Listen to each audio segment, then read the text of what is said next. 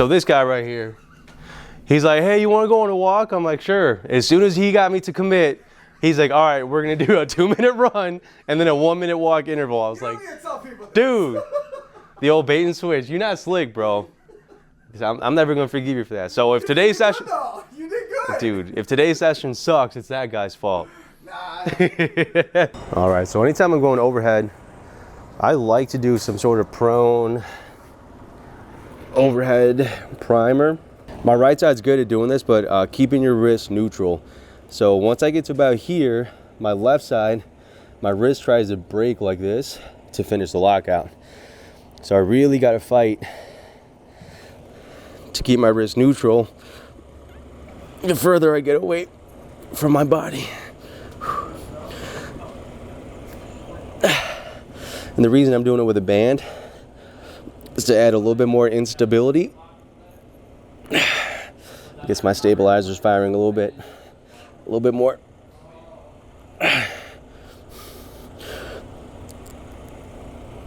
Oh, let's go. All right, time to snatch. I'm already pretty warm because that guy over there made me run today before I train. All right. I'm going to ask, catch him on him. I gotta turn the hat. Did he go from front to back, or did he switch his hat from back to front? Either way, I'm just not trying to hit my hat off my head. Man, these really get my back firing, specifically that left scap once again. Focusing on that leg drive. One big mistake I see on snatches are people will rock to their toes and almost like kettlebell swing it, but really you want to push your midfoot straight down so hard that your heels just naturally come up. So especially beginner weightlifters, I think because you see people on their toes during the extension, it's easy to mistake that as rocking to your toes. You want to create so much vertical drive that your heels just come up as a byproduct of that leg drive.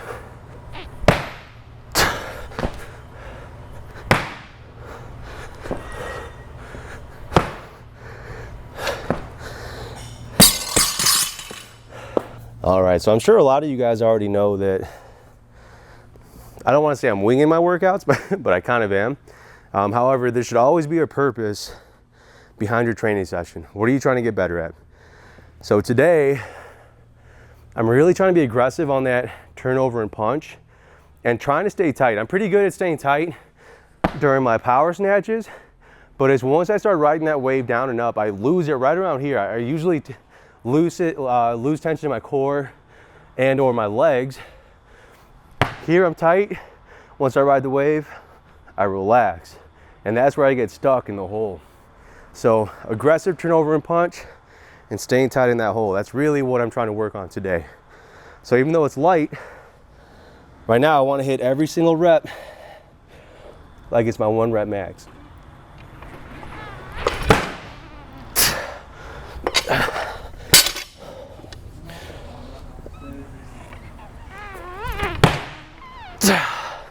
I don't know if you guys could hear these guys talking trash in the background, but the loudest boos come from the cheapest seats.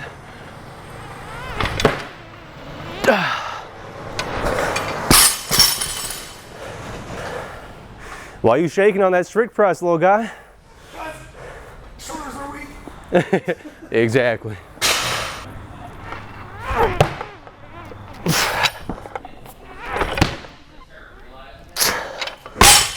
I'm not showing you guys some sets. I purposely do 20-kilo jumps.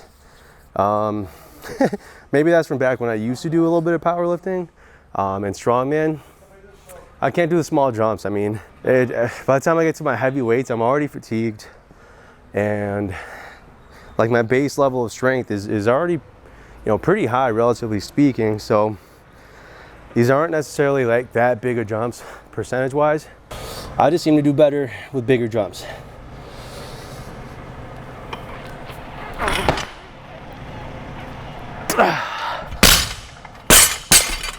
Loosen up a little bit at the bottom here.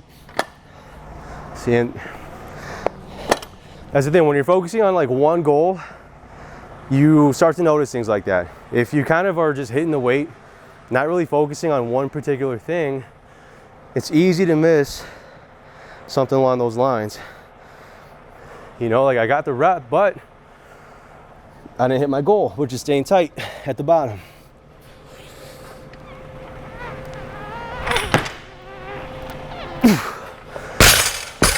That was much better. See, I knew what to look for. All right, so at this point is really where I start making the smaller jumps.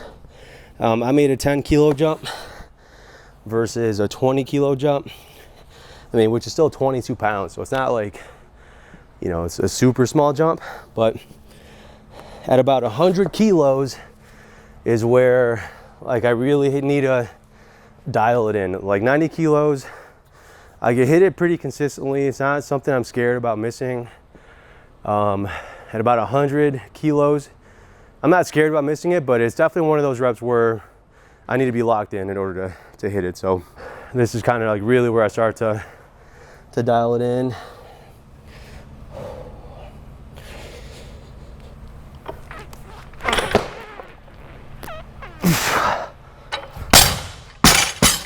Much better job staying tight. I like that. Weightlifting's funny. I feel like the heavier I go, the better I do. But again, maybe that's like the mental thing. Maybe because it's heavy, I know that I really need to focus, and it makes me hit it a lot cleaner. So I went up another 10 kilos. Had my 90 kilos not really moved too well, I probably would have only gone up to 95, made a smaller jump, but it felt good. It didn't feel heavy. I stayed tight on my catch, so I went up by 10 kilos instead, which is kind of a good thing. Again, I don't want to say I'm winging it. I still have a game plan going into my workouts, but I'm not so fixated on hitting certain numbers. I get to kind of go based off of feel.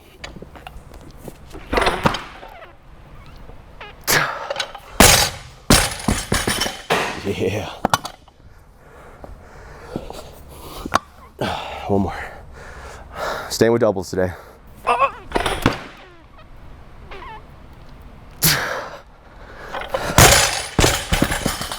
Okay.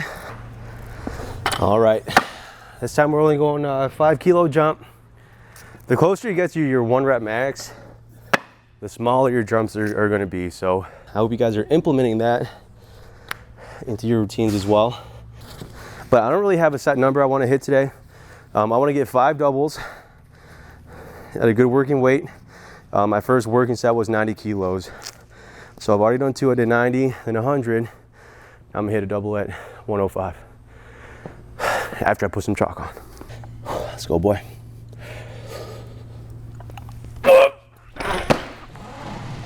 Yup. Easy. Let's go.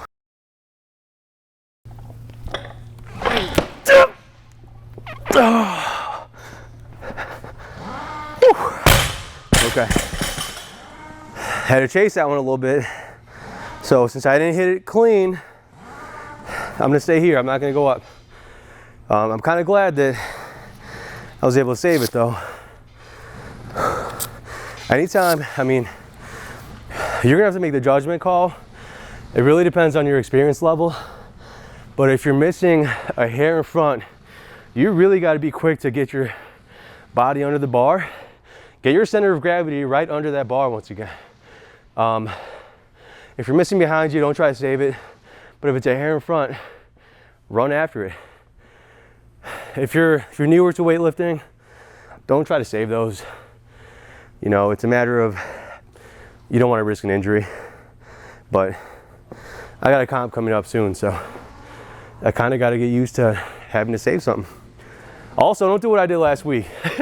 I was snatching 120 last week. I got stuck under it, and the whole bar just fell on my spine. Shoes are out in quarantine out front. Oh yeah, those are mine.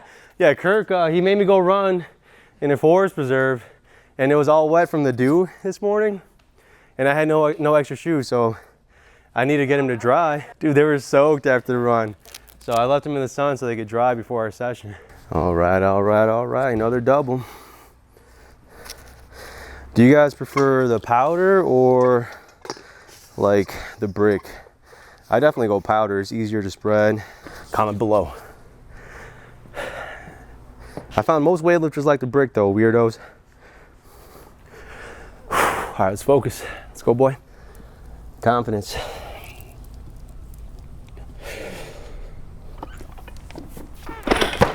Yup.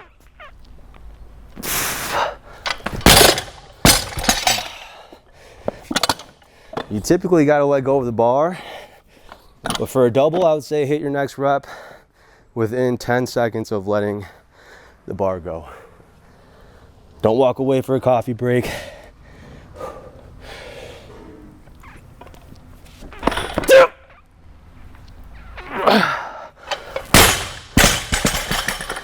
All right, let's go, boy.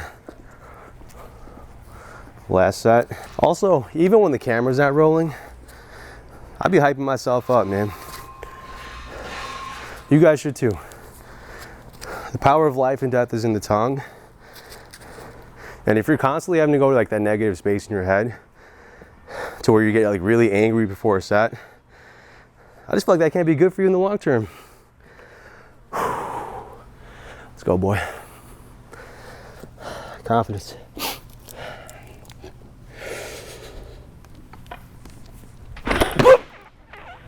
Yup.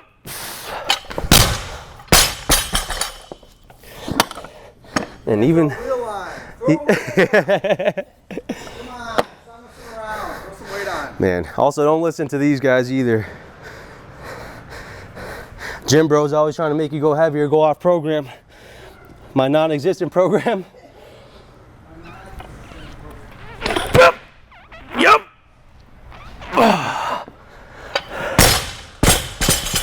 No misses. It's a good day. All right, guys. That's it. Time to go coach.